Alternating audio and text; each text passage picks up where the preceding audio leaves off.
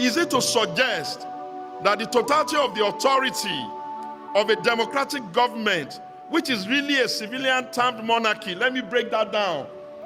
Democratic governance is a civilian-termed as in number of term, years, monarchy, where the authority is vested in the commander-in-chief and the president, and he's the one that all the authorities draw authority from. I found it extremely irritating that people were now beginning to say that some former governor, some minister is now so big that everybody in the country will be blaming one person. Instead of that, I called to the conscience of the president, who ordinarily ought to know that the duty of a president, apart from even stabilizing the country, is also to make sure that a certain kind of character, behavior, and attitude does not run in his country, especially when the person is his aide. It takes nothing to call him to order. And I wasn't going to start pampering or calling a mouse, calling him an elephant. If there be anybody in this country that must have the power to say, oh, judiciary and all of those things, the rumor, I felt it was the president. And if Wike's staff is doing that, then I will not blame Wike. Rather than that, I will attack the leader so he can take care of his sheep. If people are scheming in their party, one person wants this, one person wants that, that is part of the allowed characteristic of party politics that we even want to correct here. Because a political party should not be the fiefdom of one individual, no matter how highly placed. The political party should be a collaboration of all members, working according to their constitution, their operational manual, and the kinds of things they want to project. And you have heard me say that when the world, even during the days of Caesar, wanted the head of the Lord Jesus Christ, what's that man's name? Pontius Pilate washed off his hand and gave them his head. When they wanted the head of John the Baptist, they gave, if the PDP and the Nigerian people are insisting that Wike has to go, then I would rather put it this way. Time has come now for him to make up his mind where he belongs. If he wishes to be in APC, he should go there and leave PDP. And if he wishes to be in PDP, now that everybody is calling him, he should drop their appointment and come. After all, both Wike, Unwai, Akpabio, and all of the stars they now have are products of the PDP. We are the University of Politics in this country. And if they are using our man to destabilize us, I cannot take that decision for him. But I don't believe that one man should be able to say, when other men are being lazy and being irresponsible. Remember, there was a time I said, I will ransom 13 of them for 1 week. It is because of things like this. How can they all be saying, Wike? What are the 12 other governors doing? Don't they have balls? On Atiku Abubakar, I started speaking into his campaign ideas at about 2017. Before then, he ran his politics around my life. But after 2017, Lulu Obaifo, who I don't even think if that one is still with him, was the one who dragged me, and Amina Jambo, I mentioned both of you with deference and in reverence, so we should try for this party. And since I'm an opposition figure and a PDP man, that is the basis of that whole exercise, the passion, the energy that you saw.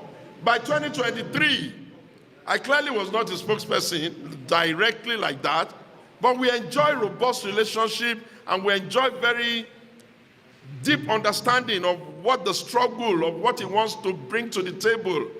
And of course, if he succeeded in winning the ticket, I hold the view that for you to say that the only time you can be happy is when the ticket of a political party gets to you, then that means you don't understand what leadership and service is. Anybody who wins the ticket in a free fair contest, that is the candidate. But as I see things now, it's getting a little bit tedious.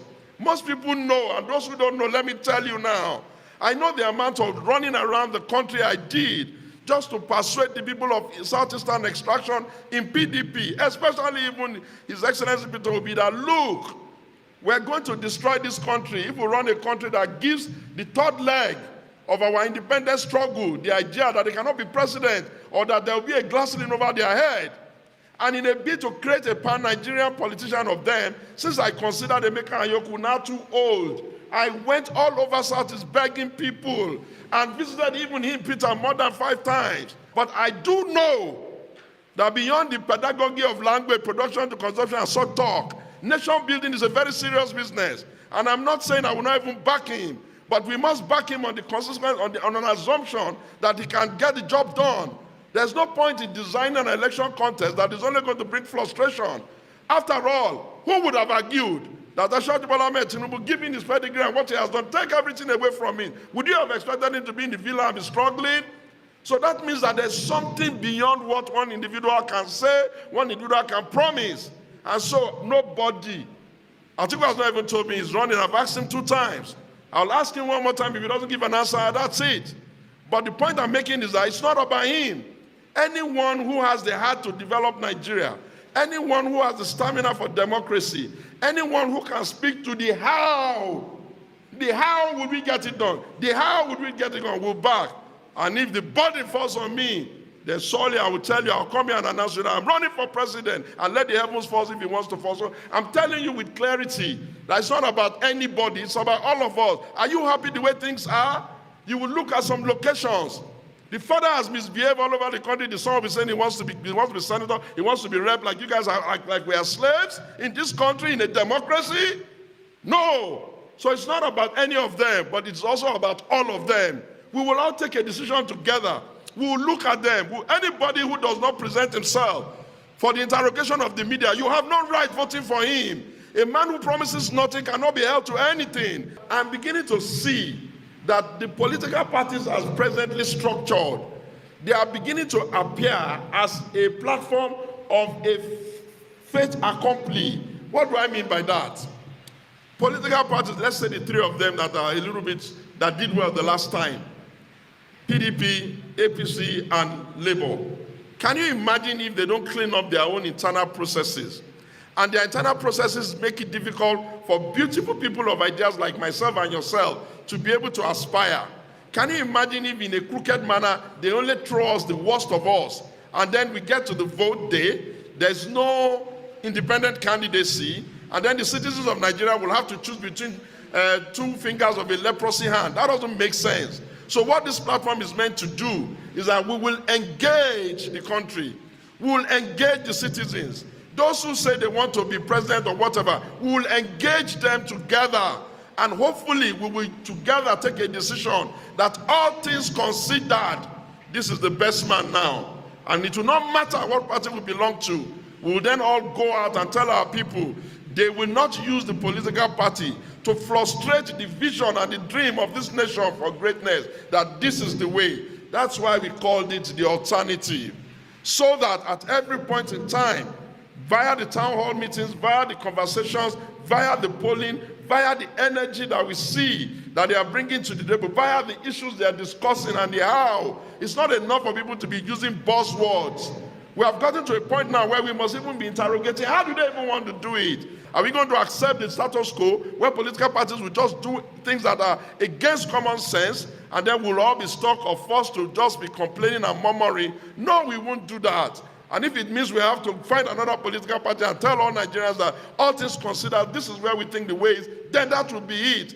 Because I tell you again, it has always been my axiom, the Nigerian nation is greater than any political party. If the party of Obafemi Awolowo or UPN can die, if the PRP of Aminu Kano can die, if the GNPP of Waziri Ibrahim can die, who are these people that are telling us about their party? So that's that. To sustain it, if any one of us gets to go and contest election and all that, we find somebody else, we hand over the baton and he takes over. And then he will be the lead, he will be the child, he will be the conscience, and he will be the one stimulating the Nigerian society. But we cannot not do nothing. We cannot have a nation in democracy that instead of even collaborating to build a platform that can accommodate all persons, we are excluding people, we're creating division, we're talking in the most annoying manner to irritating ourselves, we're even almost inching our country. The march has begun. Gentlemen of the press, the march has begun. We are extending our hands of partnership and collaboration to all Nigerians who wonder if this is the best we can be, who wonder if nothing good is going to come out of this democracy, who wonder where do we go from here, and who are desirous. Gentlemen of the press, you can't be disturbing us with your side talk. Desirous of a vibrant opposition as well as a transparent, credible democratic electoral process. We shall christen the movement the alternative. Why are we calling it the alternative? Because it is not exactly a platform to just see no good, hear no good, desire no good in our country. And it is to take into cognizance that those in government today are not the enemy. Sometimes it is an exchange of alternative viewpoints on policy and program that we may save our democracy, save our country, and stop being each other's enemies. And it is also more importantly, to ensure that it can be a platform that can be passed on for the next person who will be in opposition.